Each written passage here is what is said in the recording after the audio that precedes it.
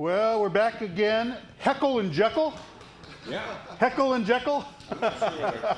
Heckle and Jekyll's okay. We're all right. It's better than the Whisperer. So Gerald Duran here, Scott Fairchild here, both co-founders. Brandon behind the counter, co-founder. And did you like the grilling today? Damien back there in the raise your, this dude, he puts great care in this whole thing. And so tonight, remember, I'm coming around and I'm going to stick this microphone in your mug and to get you to say something. Remember, when you're talking in this, it's not for this room, it's for online. So it's so the people online can hear and they might ask questions. And so as we go along, what makes this good is you guys. So interrupt. We like getting interrupted. This is, and we'll be coming around and just whatever you have to say, say it. And so tonight our topic is what is a purpose-driven company and how do you build one? Before we go too far, though, I just want to mention the Accelerator for Entrepreneurs. We're taking new people. We're coming up with a start date. It's probably going to be in the next 30 days or something like that. We're waiving. We're waiving the 27. What's my clicker? I like that. Delay. If you do like delay. That. Let me go over here. We're delaying we're waiving there we go, the $27.90 fee. We're going to put about we have one that just started a couple weeks ago, and what we want to do is put about 100 people through. And this is kind of a shorter version of our full incubator. And so it runs 8 weeks and one night a week and 2 hours a night. And so just so you know. And boy, this thing's not, here we go. So our topic is, what is a purpose-driven business? And I'll tell you, usually what my routine is like somewhere over the weekend, like when we're done tonight, somewhere over the weekend, Scott and I will chat. We'll come up with a topic for the next week. And then usually Wednesday we kind of brainstorm it a little bit and we whiteboard through it. And then Thursday we both separately do our research. Mm-hmm. And but I'll tell you, this research today was such a drag on this subject. I'll tell you why as we go through, but I was so not impressed with what I saw out there. And, right. Yeah. And I really was. And a lot of Kool-Aid out there on this subject, lots of Kool-Aid. But so I'm going to come around and tell me what you think in your mind. What's a purpose-driven business? What is it not? Neto, I know you have something to say on this. You better chew fast, brother, because I'm coming your way. Okay, I'm going to do a pit stop with Manny first while you're chomping that down. What's a purpose? Are you choking? No, you're good? Because I know how to do the thing. Dude, I'll just jump right into action. So, what's a purpose-driven business? Something that has a personal satisfaction to it. Okay, that's good. I like that. Neto, what's a purpose-driven business? Is it purposeful? Meaning, are you fulfilling a demand? Is there a purpose built into your business that makes people want to buy from you and nowhere else? Okay, Jolly, let's pass it around. Oh, yeah.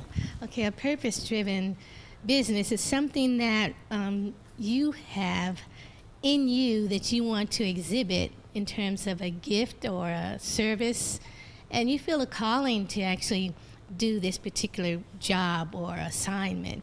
And so you get some fulfillment out of doing that as well. Okay, you got anything, Brian? No? Okay, I'm coming over. Let me come over to Ben. Ben, what's a purpose-driven business? In your mind. No one knows the definition. You could make it up.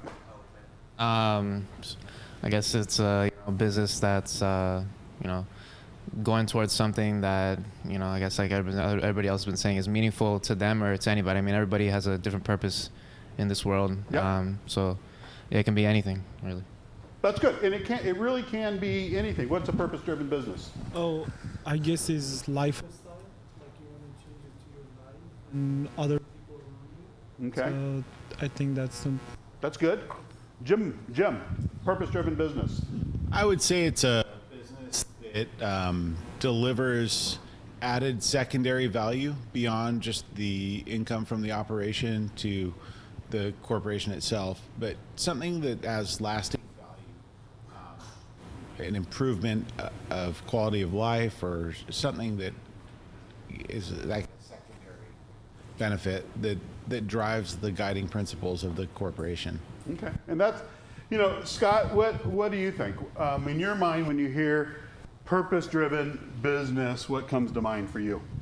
Okay, so I don't want to give anything away because I know you're going in a specific direction, but I always, your first initial thing is like it's got to be something really lofty and just something incredible that's really going to change the world, and then you realize like, yeah, but what about the person that I was just reading today about, a guy that just loves to do baked goods, and he ended up building. It's like right now he has this place. It's in a town of 6,000 people, and he's got 18,000 square feet is his bakery. I mean, we think of a bakery as, a little tiny area, and he's got 18,000 square feet. And the town is so small that they pull up buses now, and they actually create traffic jams because of his bakery. Now, all that to say, it's like, we would look at like, well, how is that purpose driven? Well, I guess it kind of depends on. But it is because there's a passion that he has about, and because I was reading the article, it's like the guy's just passionate about baked goods. He loves doing that. And I of course, the other example I think of is like the person that started In-N-Out. It's like, I love In-N-Out hamburgers. Yeah. It's like, it's a passion. It's like, well, does it improve quality of life? Yes. Yes. Yes. But I mean, it's not like this big, they're great lofty things that people do, but you know what? Just those little things that just better people's lives, and we enjoy ourselves more. It's like, In-N-Out's better when you don't live in a state where there's In-N-Out. It is, because, like I've been in the Midwest.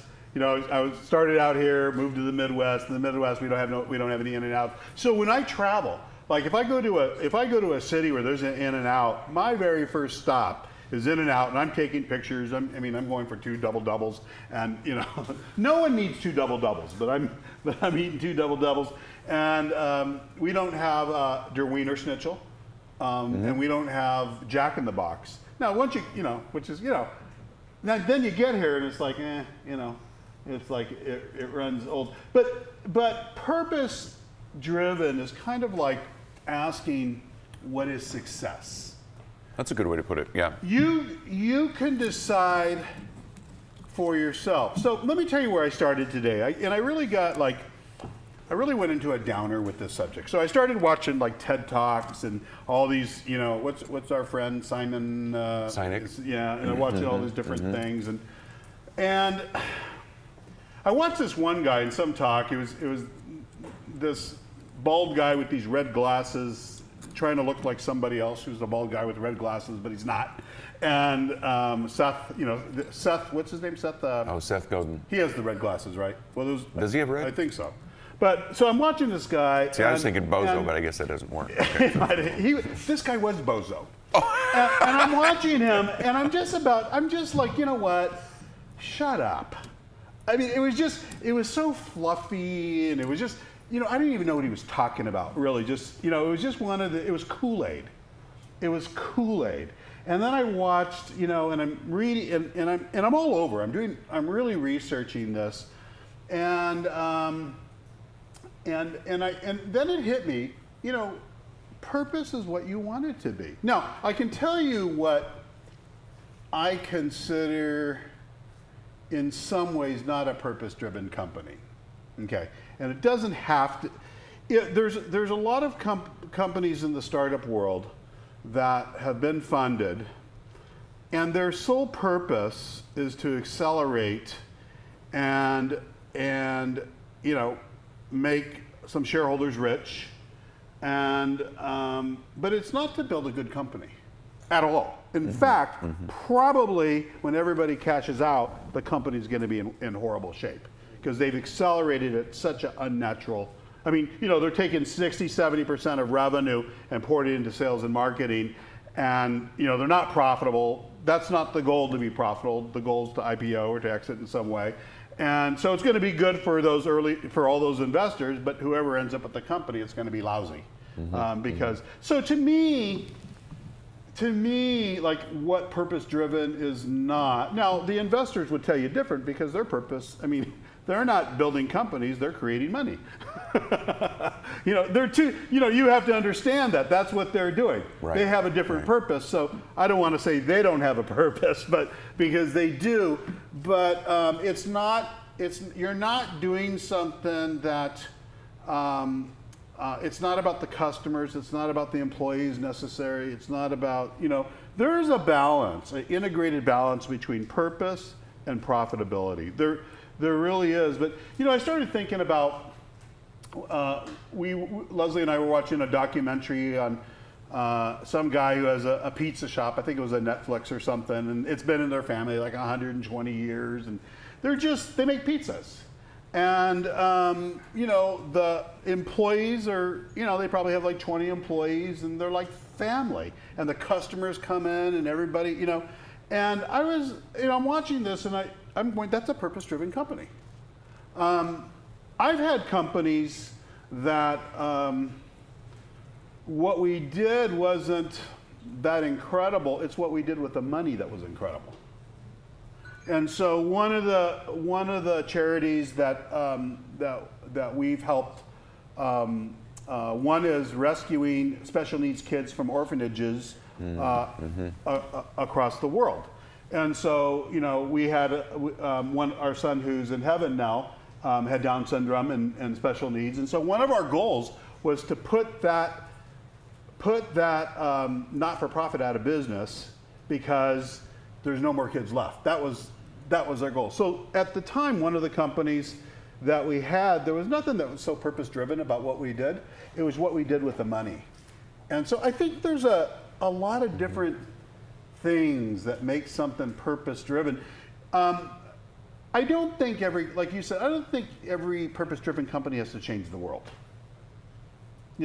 If you're, make some kind of gadget or something like that, or some kind of part, and it's, nobody knows it's there, and it's not doing anything that incredible, and there's not this big mission and vision behind it. But for the people that work there, it's a wonderful place to be.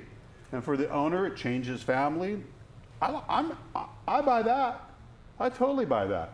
I think whoever is the founder gets to decide what the purpose is. And so it's important. I think all of us want to do something that matters, because 85% of Americans hate what they do. And an interesting thing, so as you know, I've been a serial entrepreneur. This is my 35th year, 6 companies, last 16 years turning around. I probably turned around 50 companies. And what's interesting, I rarely meet an owner that is enjoying life. So there's some, Really? Rarely. No, in the turnaround business, that's probably why they have a company that's struggling. So maybe that's, it's like a sick patient. So maybe that's part of it. But I think what happens is it's so easy to not. This is why, like in the accelerator, the first week we spent all this time with you figuring out what you want out of life, and then only build a company that does that. Because you want to find out, when you're doing something with purpose, you want to do something that makes you happy. And it should make your employees happy, and it should make your customers happy. There's some companies that I wonder if they're really so purpose-driven anymore. And so I hope we don't get in trouble with this one, but Southwest is always a company that gets brought up with purpose-driven.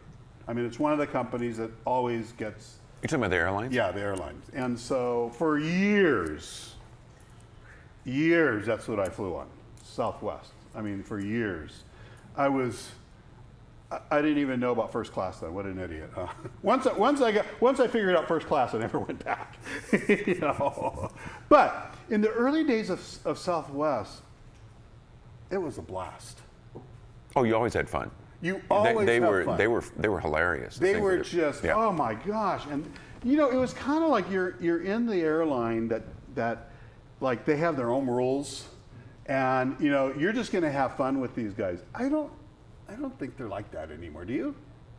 I think they're still like that some, but I do remember. Do you guys remember? It's like I think they wore shorts when everybody else is still all dressed up. It's like I probably and the polo shirts. They had the polo shirts. Yeah, like what? They have shorts. I mean, I remember seeing that the first time. It's like they have shorts. Like they're actually working for the airline. They're not just like flying. And they're singing and telling. Oh jokes, yeah, they're having a great time. You could get away with a lot of stuff on that airline, but you know, I don't think it's quite the same as in the early days. I think that a lot of companies that started out that way, at some point something else takes over.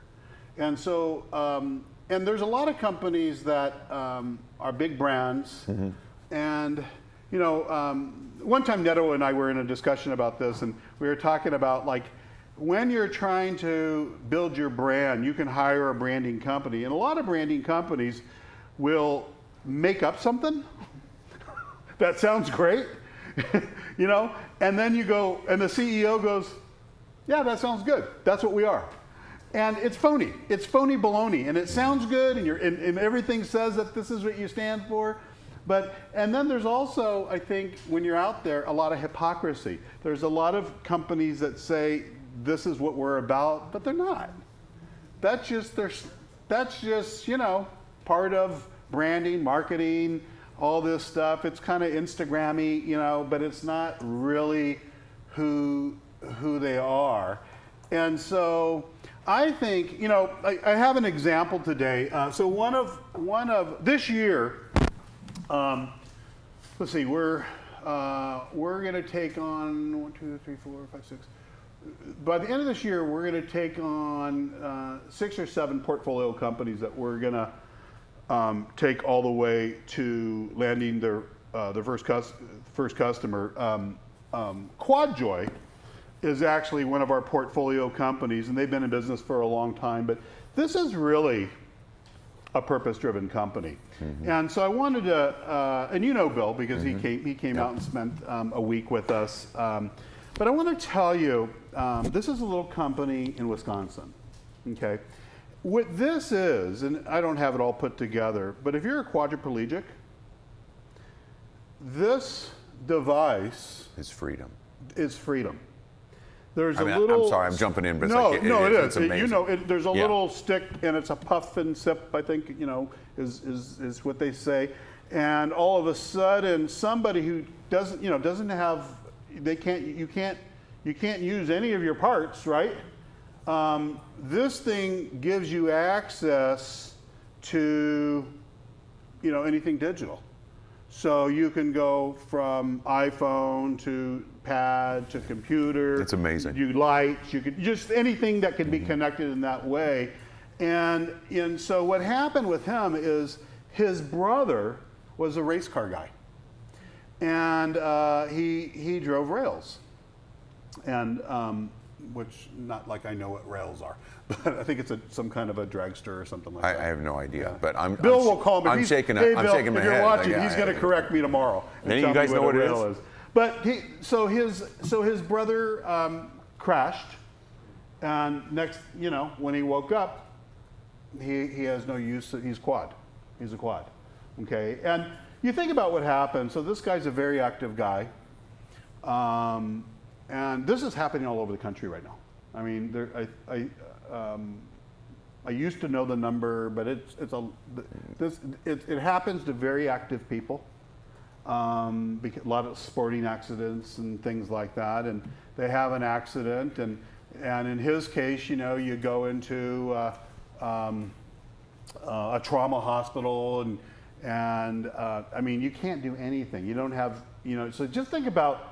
Your world as you knew it is over. Is done. Mm-hmm. Your world as your family, your immediate family is totally changed. If somebody's, you know, now you're going to spend years in the hospital, and then you're going to come home, and your life's going to be therapy, and your whole life's going to change. Okay.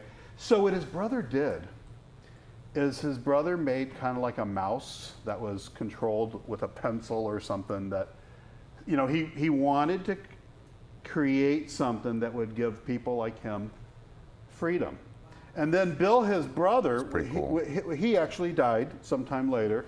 And then his brother took this basic idea, and I mean, this is just so full of technology, and they have, you know, all these software developers. And what they're doing is they're giving freedom to people. What we're doing together, what Cana and this company is doing, when I first heard the story, and I thought, man, if you're one of these people, whatever purpose you thought you had in life, it feels like it's over. We're not only going to give them freedom and access to things again, but what we're going to do is also, you know, there's still a plan and purpose for that person's life. And there's a lot of people, you know, and it's just going to be different than they ever thought. And so what we're doing, so this is like a purpose-driven company. When I talked to Bill today on the phone, I says, hey, you mind if I mention, you know, Quad Joy in our web show and podcast? And he's like, no. And I says, just tell me the story again with your brother. I want to make sure, you know. And, you know, he was in tears in a couple of seconds. Yeah. This, you know, when you have that much passion about something, and they've had all kinds of ups and downs in this thing, but they don't stop. They're totally innovating. They have, you know, all these different versions coming out. This, and the people that have worked at this company, they're changing lives. They know it. So this is also a type of, you know, now, I built coding boot camps. I built the first coding boot camp in the country, and I've built them all over the country. And so, so coding boot camps is something that I love. What I love about coding boot camps is we're taking somebody that probably had a crappy job, and we're totally changing the way they think. We're giving them a success mindset, and then we're giving them a relevant skill set that's totally going to change their trajectory for generations to come. Yeah. So for me, that's freedom. Yep. I mean, that is totally purposed. We're totally changing lives. Okay, let me stop for a minute. This just hit me. Some of the things that you need to look at, and whoever it is that's watching, you need to think about this. Like, not only you're going to change your life by jumping into this whole startup and going after your dream. What you're doing is, and you say, well, I'm going to help all these other people. Think about this generationally.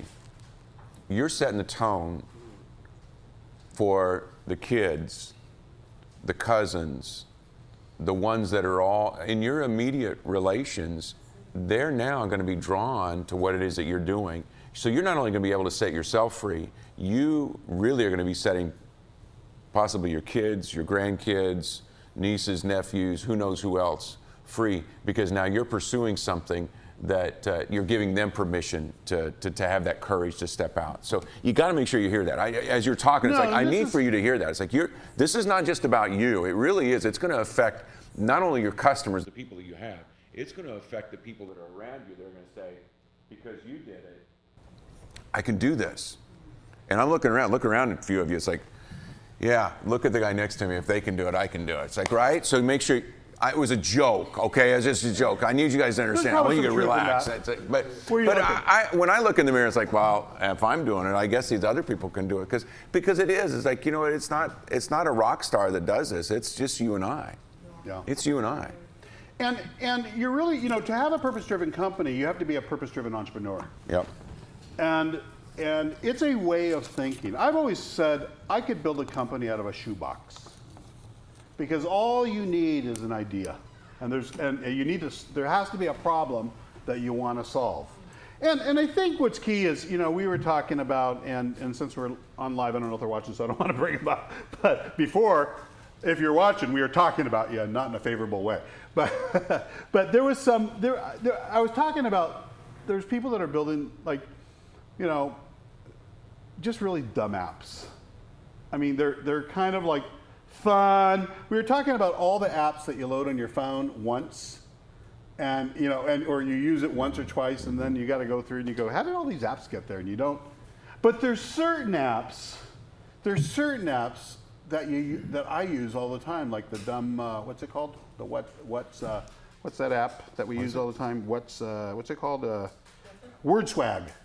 Oh, WordSwag. WordSwag. Yeah, I use it a lot. Oh my gosh! When Yeah. I just want to, when I just want to whip something out really quick and put it. I mean, I love that. It's just so easy. So I use it, probably once or twice a day. It's a really helpful thing, and being purpose driven, I think it's really, you have to define what your purpose is. So I want to go someplace with you tonight. Hey, my clicker worked. How do you start and grow? Hi, Andrea. How do you start and grow a purpose-driven business? Even if you have something right now that's going, it's really this balance. I mean, if you're going to do a business, it has to make money. It has to be profitable. Okay. If you're going to do a not-for-profit, same thing. Absolutely. It's dumb not to. Okay. But one of the things is that most people know that they were meant to do something greater than what they're doing. We don't have all the stats. I've been tracking this stat for, since I started my first company, which is a staffing company, and when I was 23 years old in Newport Beach. Most people know that they were meant to do something greater than what they're doing, and they're so frustrated because they don't know what the heck it is. And what's interesting, most people that I talk to believe that there's a plan and purpose for their life, that they have a purpose, that they have talents and skills for something, but they still can't tell you what the heck it is. Mm-hmm. But I want to share something with you. Every company I've ever built has been purpose-driven. There's not one company that I've built, and even in the turnarounds that I've done, I think most of those I've brought that in to that culture, and where we're doing something that matters. It starts with you knowing why you're put on the planet. That's where it starts. Understanding what your gifts are and why you're on the planet. Now, for me, one of the things, a theme in my whole life is I like helping people achieve their dreams. In almost in everything that I've done, it's been tied to that. Mm-hmm. And so there's been like a theme. This is what Gerald Duran's purpose is. Okay. Now, one of the things at Cana is we're connecting dots between business, purpose, success, and faith. And so I'm just going to throw it. We don't always throw the faith thing in here, but I'm going to throw a little faith thing in here. I believe, and I think most people believe that, and I tell people all the time when I meet them, God created you with a plan and purpose. Mm-hmm. I believe that. Yeah. Even if you don't believe it, I still believe that. And you know what happens when people come meet with me? Sooner or later, they believe it because we watch it become true. And it's something really beautiful. What happens is when you discover why you're put on the planet. Here's something amazing with it. When you're doing, the way I would say it is, your future, where you're going, isn't determined by your present circumstances. Your circumstances have nothing to do with it, just scenery. Your future is determined by your perception of what's possible, the size of your dream, and then here I'm going to say it, and God's plan and purpose for your life. Now, some of you don't know what I mean by that, but I'm telling you, if you're trying to figure out purpose, email me and I'll make some time, or email Scott. We both know how to take you into purpose, and we'll show you how to figure it out. But once you do, and you go build these companies, and you know what I call them? God-backed companies. Mm-hmm. Because in every company I've ever built that's been a God-backed company, what do I mean by that? Well, what I mean is that you said it earlier, it's like an assignment. Mm-hmm. Jolly said it's like an assignment. It's like this thing that you're going to go do, and it's going to go change something. And I believe the idea came from God. And I believe that I can't fail. See, now, when you know, I mean, you know, when you know you can't fail, it doesn't mean you're not going to have problems. You're going to have all kinds of problems. And you know, what's interesting with this, I never used to tell people this. 20 years ago, when I started speaking at conferences and different things, I'd have people ask me, you know, you've built a bunch of companies that have been some of the fastest growing companies in America. How have you done it? What's your success secret? You know? And I think for a while I'd say, oh, you know, I'm really smart. And, you know, I'm just full of myself, right? But somewhere along the way, Scott, I decided I don't give a crap what people think. Yeah. Because none of the people that are at the conference are paying any of my bills.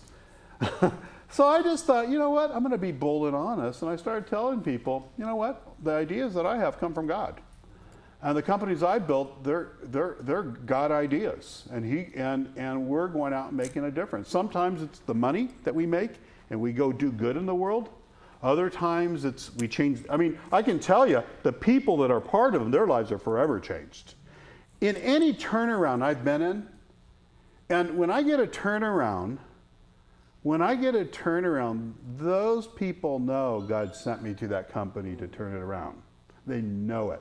Even I even have CEOs that don't believe in God. They still, you know, and they're counting on that. Well, what I know is nothing God does fails.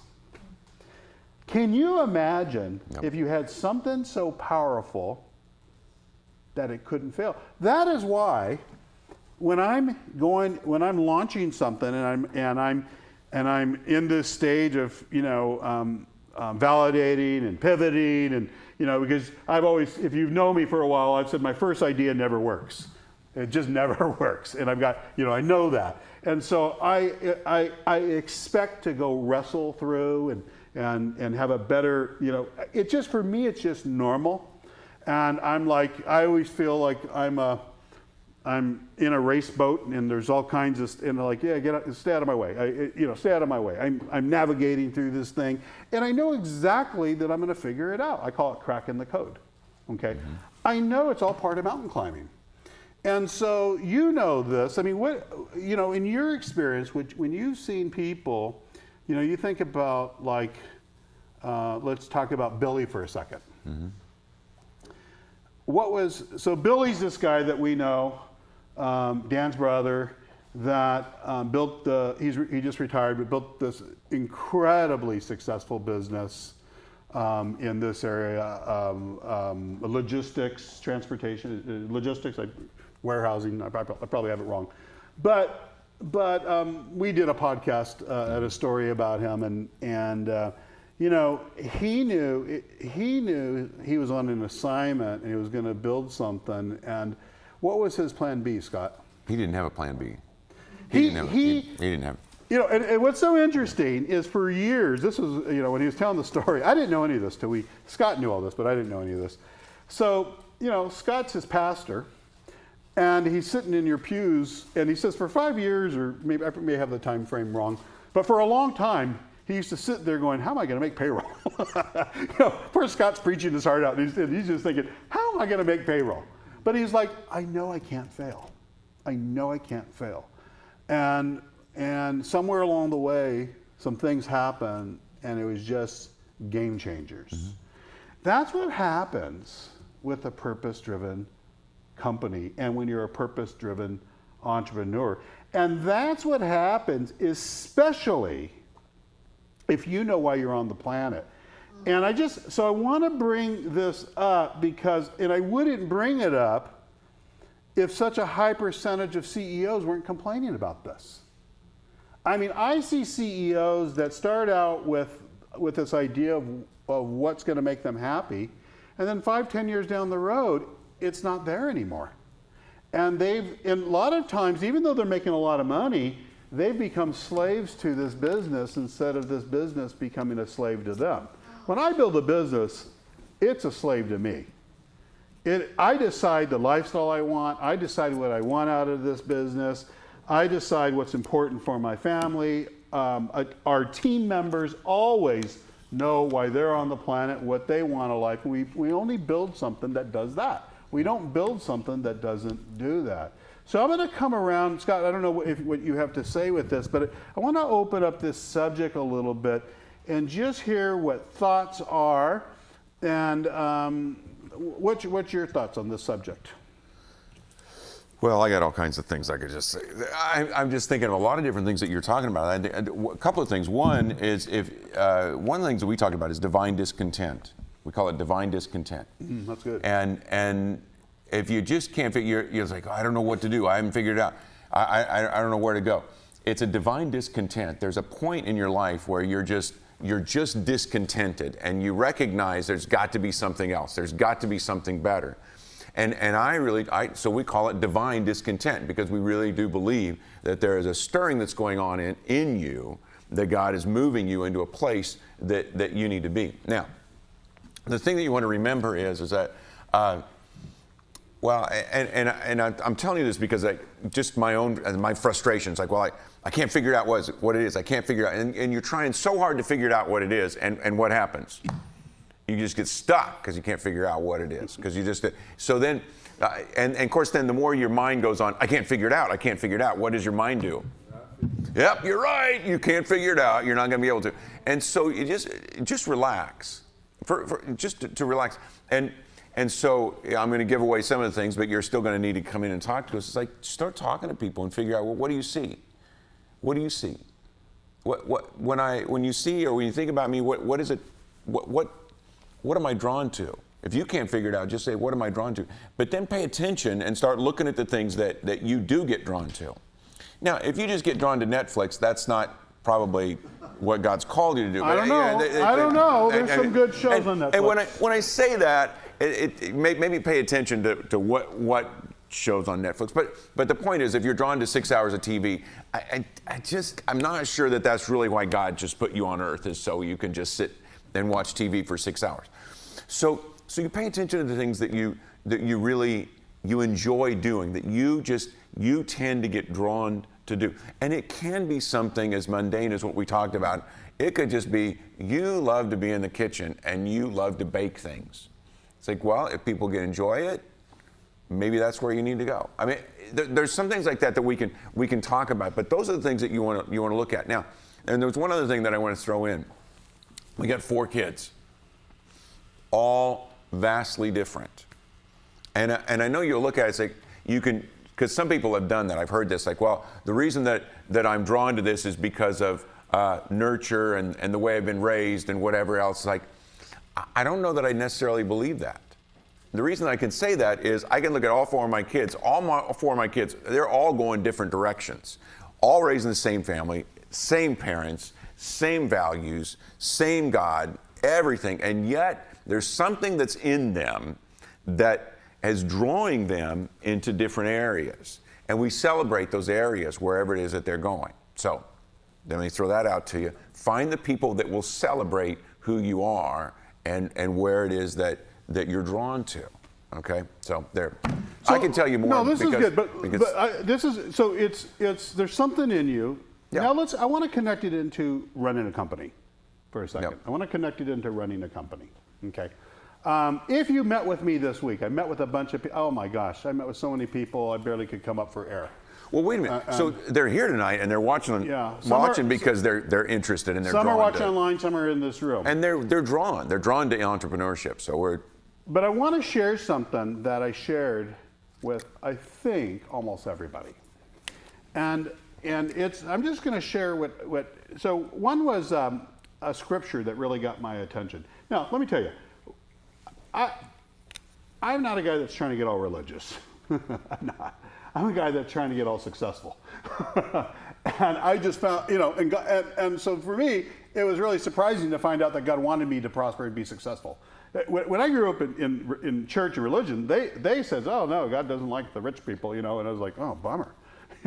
But here's something. This is in Deuteronomy 8:18. But remember the Lord your God. I shared this with Bill. Bill's probably watching. We had in a conversation from the CEO of Quadjo. I shared this today on the phone with him.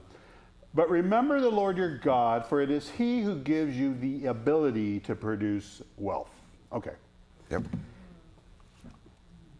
when you show a guy like me that scripture, and I'm stuck, and I guarantee you, when you're doing turnarounds, you get stuck. When you're starting companies, when you start as many companies as I am, you get stuck. It's just normal to get stuck. Okay.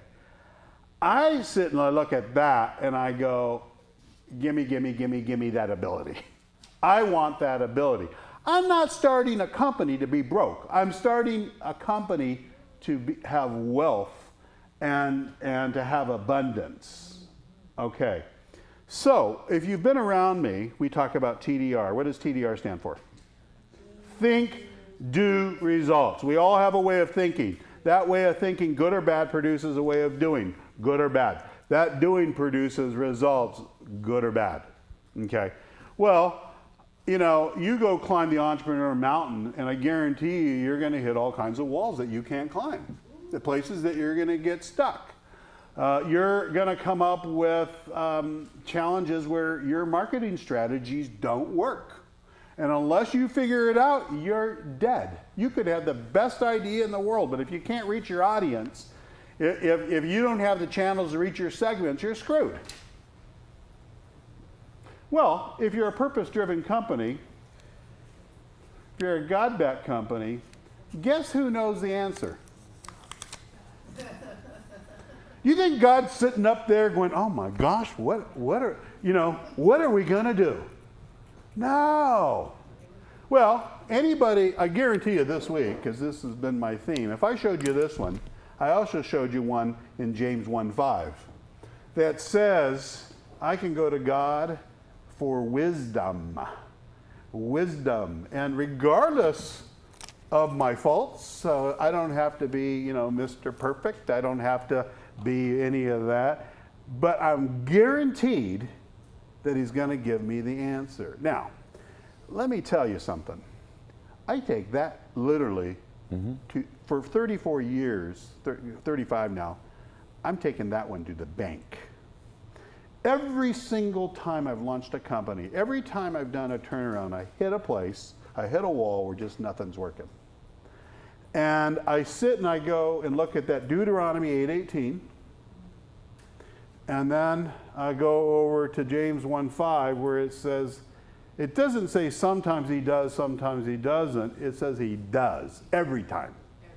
Every time. And I'm going in with expectation.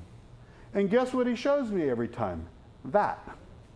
And I'm just expectant. I count on it. It's like having a really smart mentor, and every time you go to the mentor always has the answer.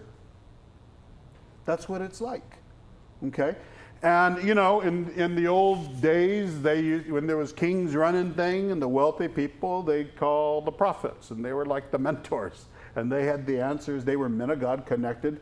Well, so I'm telling you, there's I'm not just talking fluffy stuff. I'm talking about real entrepreneur things. And it's so interesting because I can count the times where I've had these CEOs that, most people believe that there's a God, but not everybody's following God, that's for sure. Okay. And I've had these CEOs that, some of them are horrible people. I know them, they're horrible people. And I still love them. I fall in love with these CEOs. I do when we're turning around their companies. And they're like, and we hit the wall, where nothing's working. And, we have big budgets and we have big spends and we have big expenses. And if we're in the red, we're bleeding like crazy. And it's like trauma. And, their babies die, you're losing, millions a month or something like that when you're trying to, flip the thing. And they're like, Gerald, are you praying? That's what they always tell me. Are you praying? Because I have in one of my books, I have one that I talk about that we've turned him around several times. And that's what he says, are you praying? Because I know when you're praying, you always and he says when you go to your hotel room, you better not be watching TV. You better be out praying. And that's what he tells me. And it's really true because when I'm stuck, I'm desperate for the answer. And every single one of you here are probably stuck in some area. Some area. And so this topic tonight, this purpose-driven, I think it's important to do something that matters. And you have to decide what the purpose is and what the mission is. It's up to you. I mean, that's a personal choice. It's like what success is. Nobody gets to tell you what success is. You decide. That's what we call design success. You decide for yourself.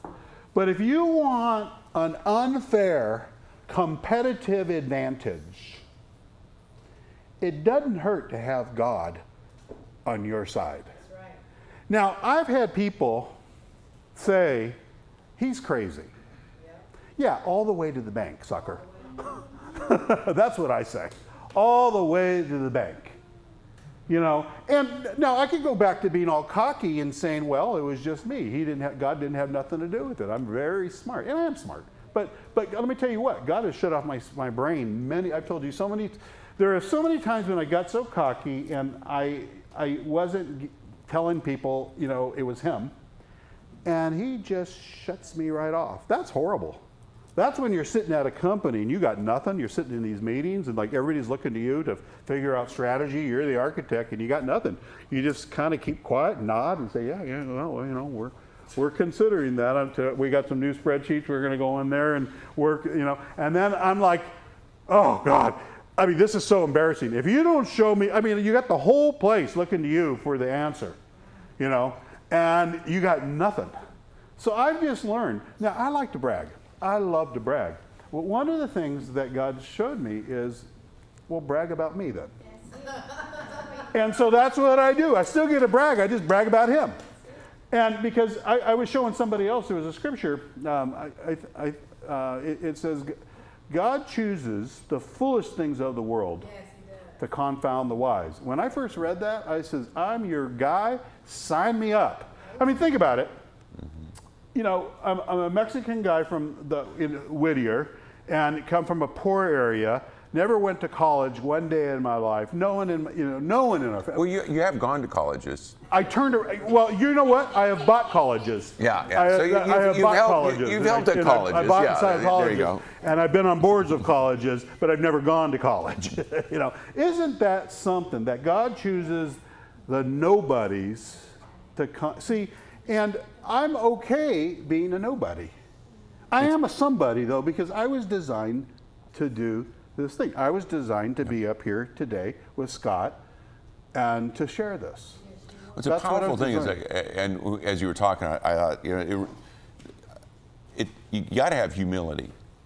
You know, you really truly have to have humility. There's got to be this sense of humility, and hey, I don't know how to do this, and I need help. I mean, you really have to. And the interesting thing is that God designed us this way. He designed us to be a part of a community so that we do have to rely on other people in some way to help. And you rely on somebody that's been through, like we talk about. So we've got some war stories. It's like, you know, not that we're all that, but it's like we've been through some war stories. We've been through some of those kind of situations, and we love. To me, one of the great things is to be able to say, okay, I didn't go through this alone. And it's like, I want somebody, not only myself to gain something out of it, I want the people that I talk to gain something out of it. And I know that's what motivates you. You tell the stories because what you want to do is like, hey, I didn't go through this to not only get some victory out of it, but to turn around and be able to give it away to others. And so that's that community, that need for community. It's like we really do. We need that. We need that humility, and we need that community to be able to work together. And humility, you know, I read something today. It says... You know, I am the most humble person I know. I just thought it was... No, I'm not. I read something about Jesus' humility. And, you know, humility is not being confident. Right. That's, you know, we think humility is like this little weak, no, you know, oh, well, you know, oh, I can't do anything. Oh, I need, you know. The honest truth is, like, I was talking with somebody about Steve Jobs today. I think it was Perry, and I was watching this, you know. No, it's his name is Serial today. Serial. Serial with a C. Serial with a C, entrepreneur, is that, you know, most of these guys, if you're a disruptor, your life's pretty solo. If you're a disruptor, your life is pretty solo. Yeah. I mean, I'm a disruptor. Everything industry I've been in, I've disrupted. And honestly, I haven't had a big community around me. I don't want one. I really don't. I'm just telling you like it is.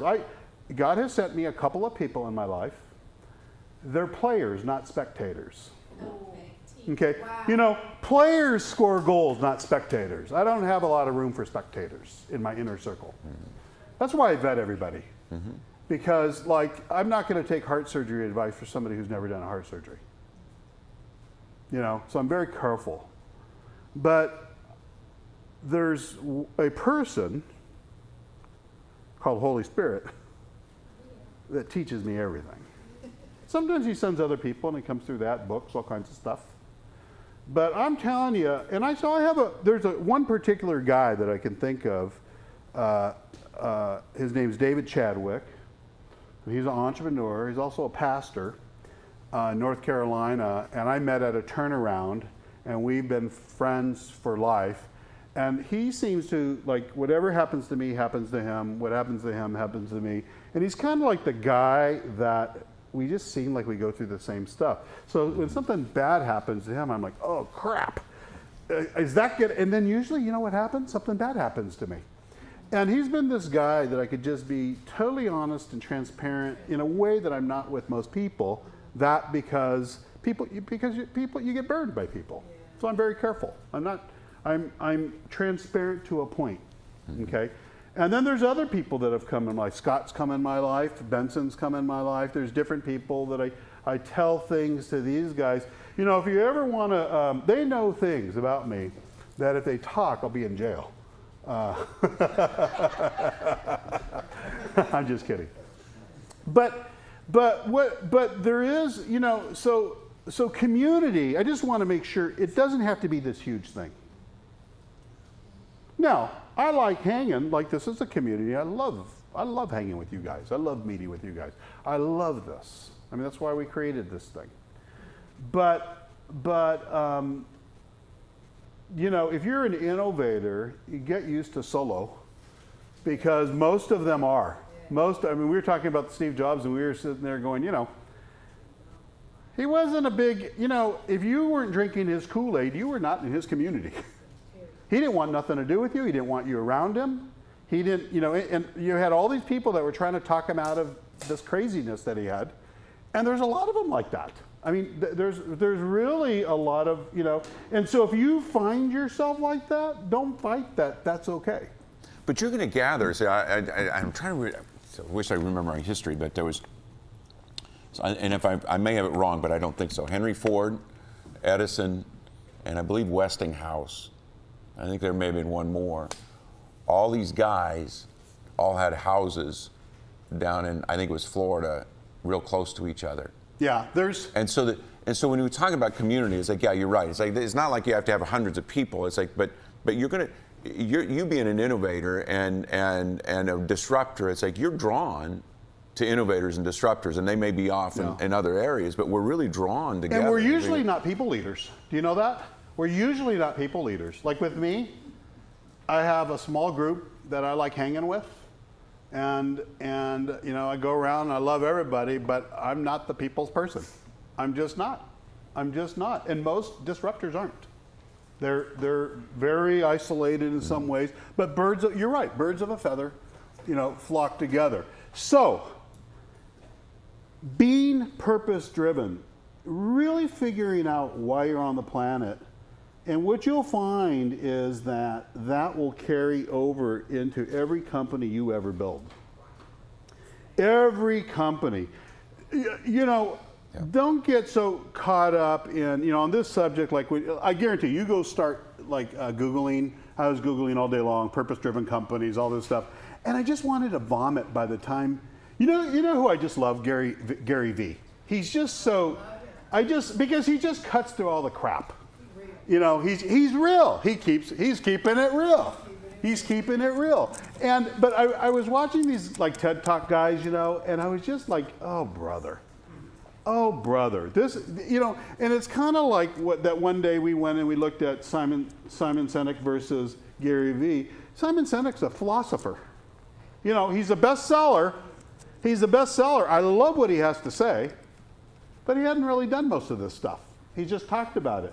Gary Vee's done it, and that's what I love. You know, he's totally not he's not politically correct, which I love. So he just says it like it T.I. is. Like that. So what else, Scott? I don't know. So I'm going to pass around the mic. I was thinking about it. It's like, you do know. No, I do know. I was just thinking, sorry, sometimes I go off on these random things. And I think, I just don't think I could do what Gary Vee does, like on Sunday morning. I just don't think it's like a... But I do enjoy listening to him. I was like, yeah, I do. It's like, yeah, I love. But you're like that. I think you're like that outside. I don't use those words though. But I do think. I've heard you say fudge. I do think those words. I Okay. think you should do what Gary does on a Sunday morning. I agree. Awesome. I'd show up. Yeah, early retirement. Right? Yeah, there we go.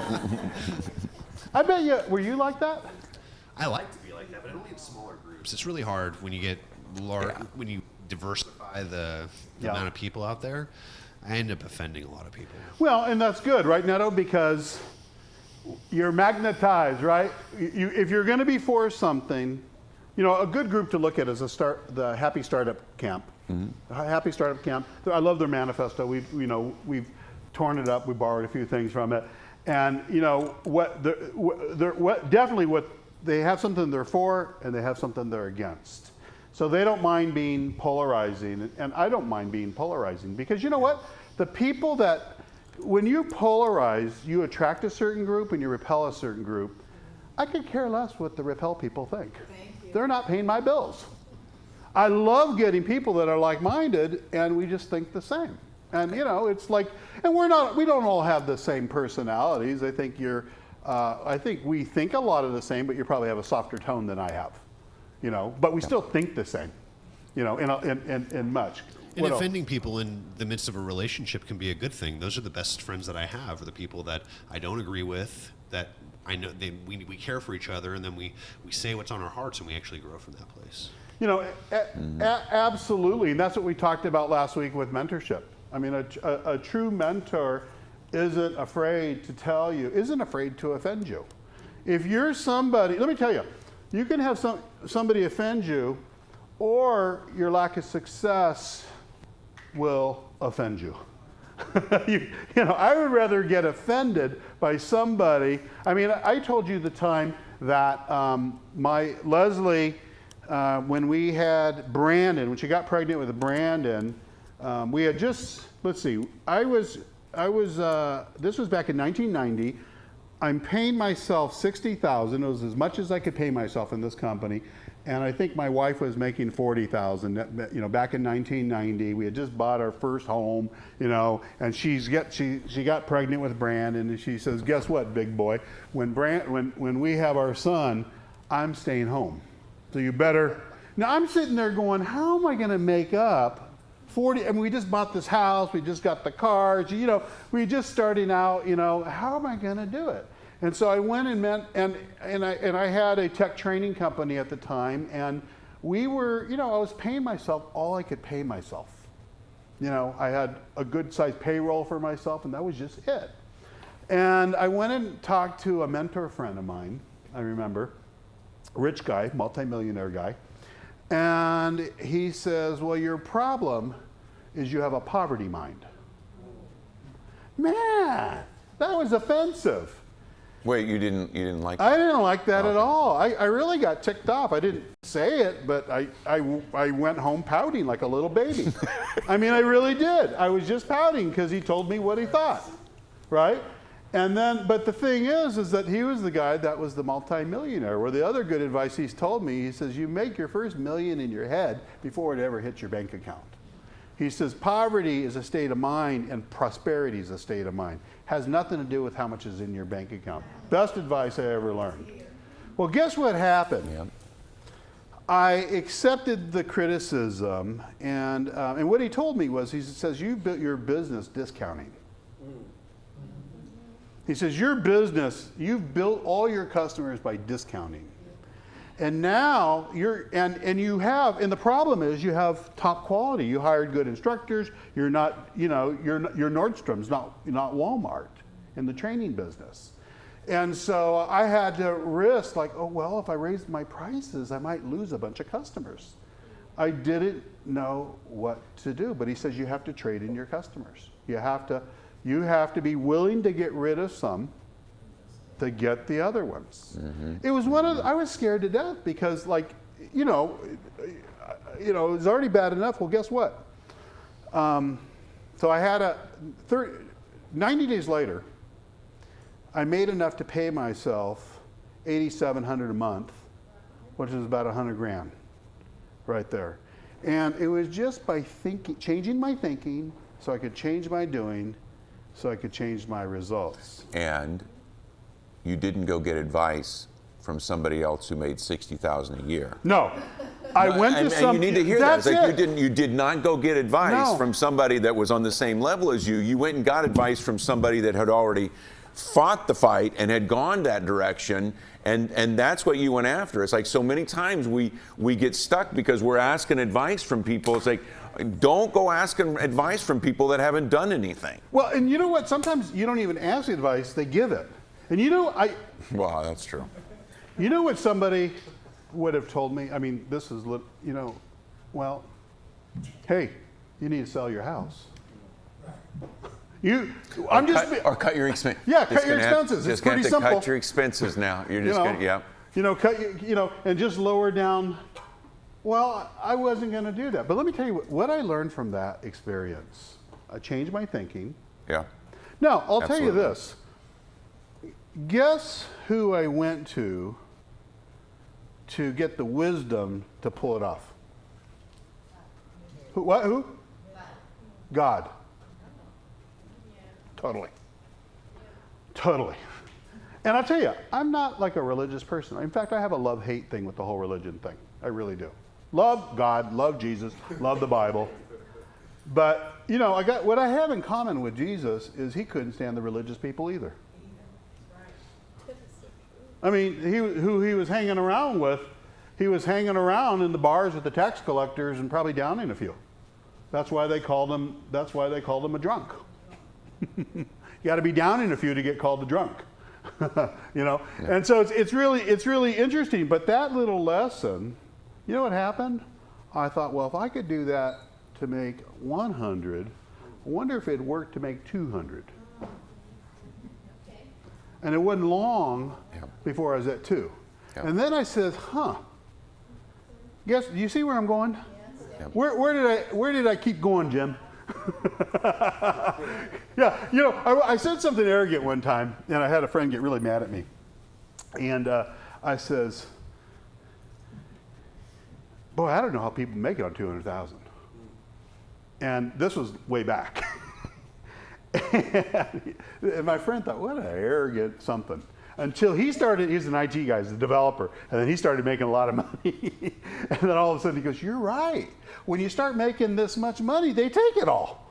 That's what they do. They're taking it all, right? And all of a sudden, you start making 4 or 5. It really isn't that much, huh? Some of you I know your numbers, and I know you're there, and you know what I'm talking about. It's not that much. So Uncle Sam likes to help himself.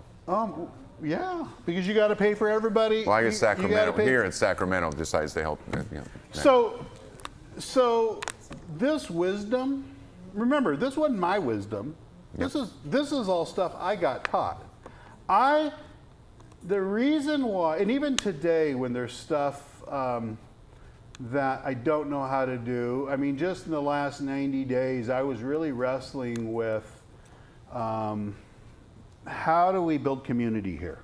And I had probably built about 25, 30 different campaigns, and most of them, I'm a data nut. I mean, guess how long I run a campaign before I pull it online, a digital campaign? About 10 seconds. I have no patience. I just don't. I don't like that. I'm switching it up. I'm just, I'm a nut. I'm probably like you trading. I'm just looking at the numbers, and I have all these things going on in my head, but I was trying to crack the code with something, and it wasn't working. I wasn't getting anywhere. And Scott, what was the thing that I started doing that I'd never done before, that I had always ignored and I didn't want to do?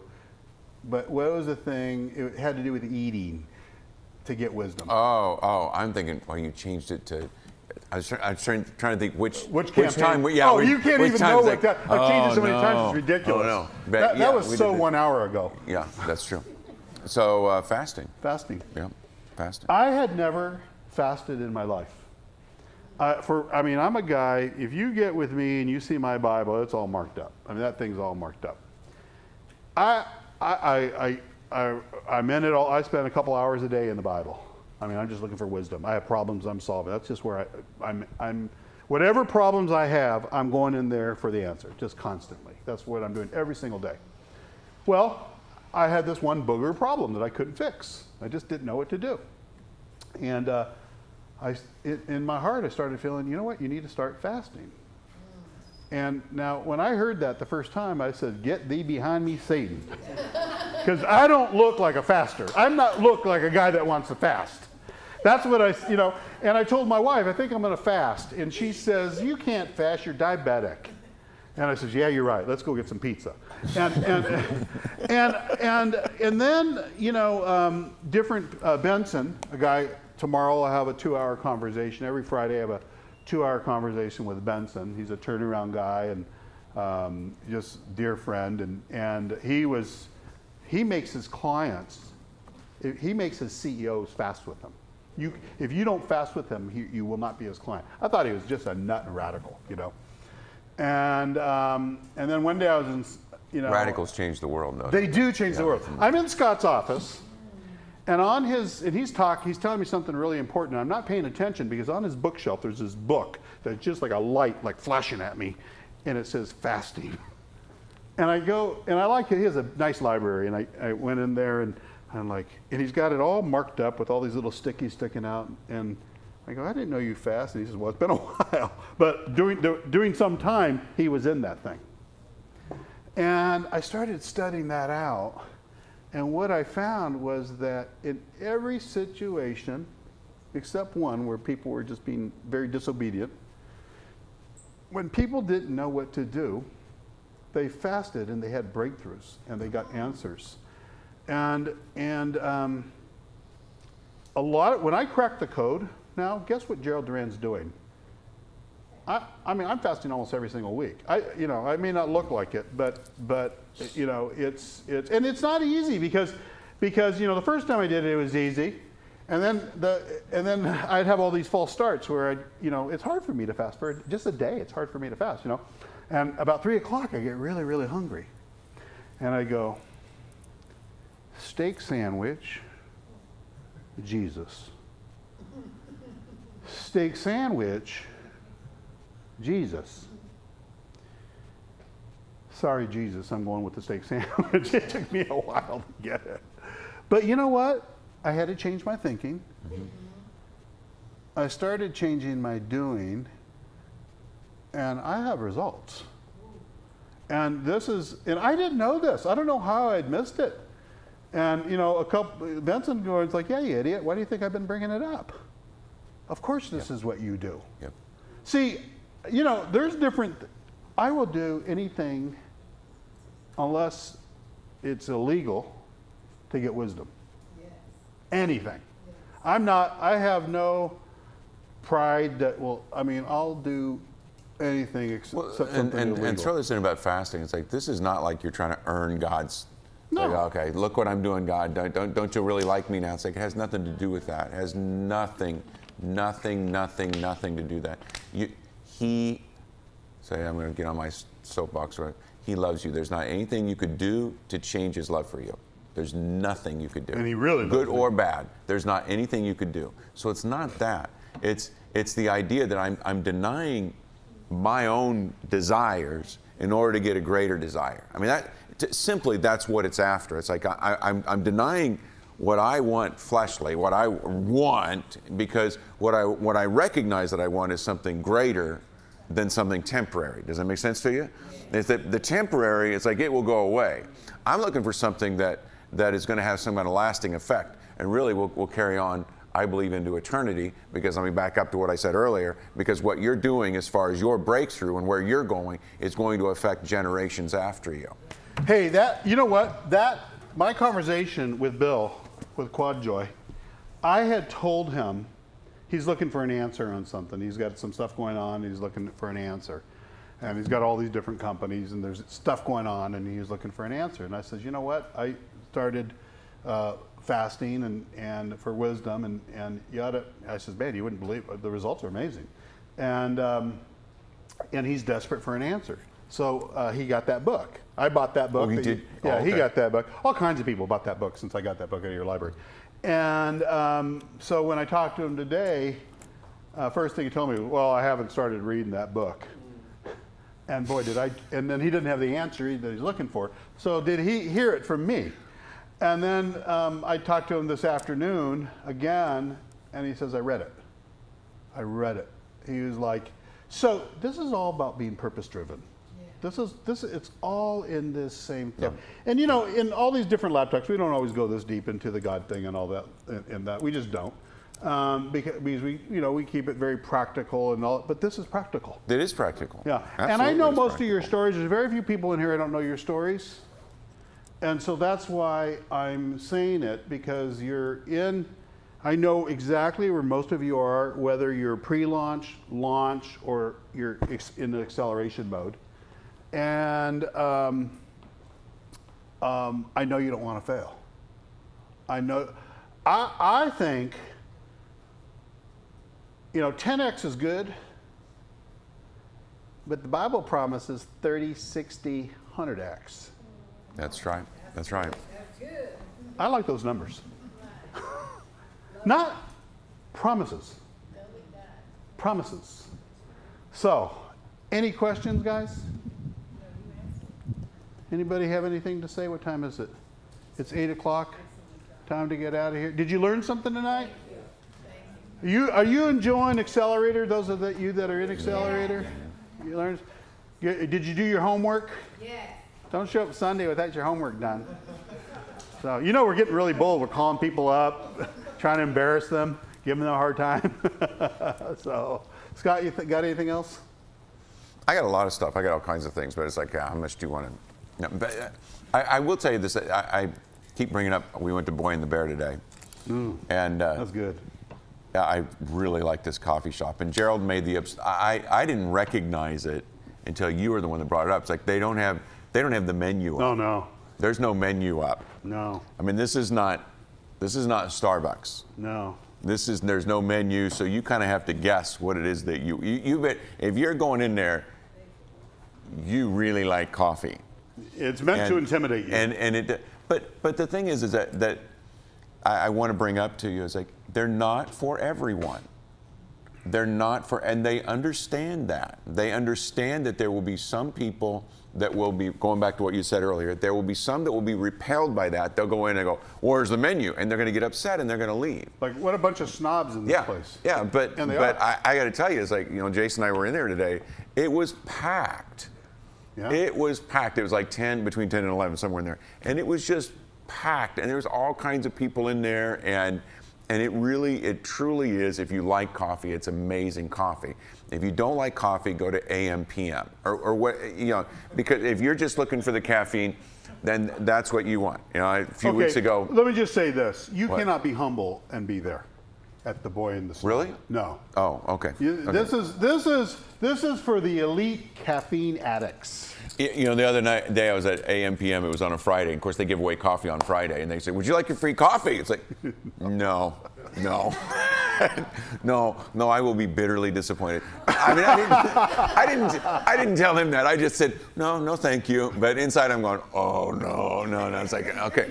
But again, there's something that's in you that's unique to you. Yes. That is inside of you that, according to what I read, You are fearfully and wonderfully made. You are knit together. Yep. And you are knit together in such a way that he has designed you to say, man, this is going to be a blast. Why? And he gives you something to do. And only you can do it. And only you can do it in a way that nobody else can do it. And it's so amazing, because now I'll go back to community again, because what you'll do will be such a blessing to the community.